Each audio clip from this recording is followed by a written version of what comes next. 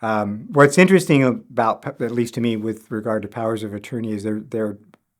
multiple types, but the two primary general powers of attorney, which basically cover all kinds of financial transactions, can be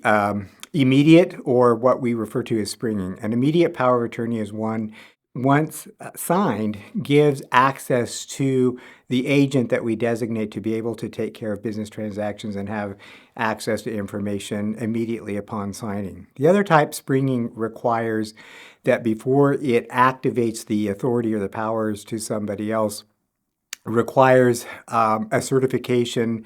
a diagnosis from a medical provider, at least one, sometimes two, depending upon how it's drafted, that capacity or the ability to be able to manage things has gotten to a point where it's really not feasible any longer.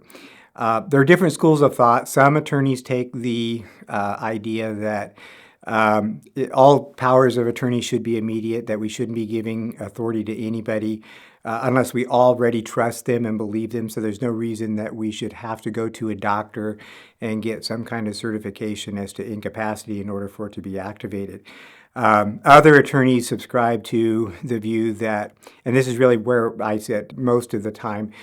regardless of how much we trust or love somebody, it's not always the best idea to give control to somebody else to make decisions unless we are really at a point in our life where we're not able to do that for ourselves. Sometimes that's a challenge because it does require that a person contact a medical provider and get some kind of certification to activate those documents. But at least for me, I think for most of my clients, it's important that we maintain control of decisions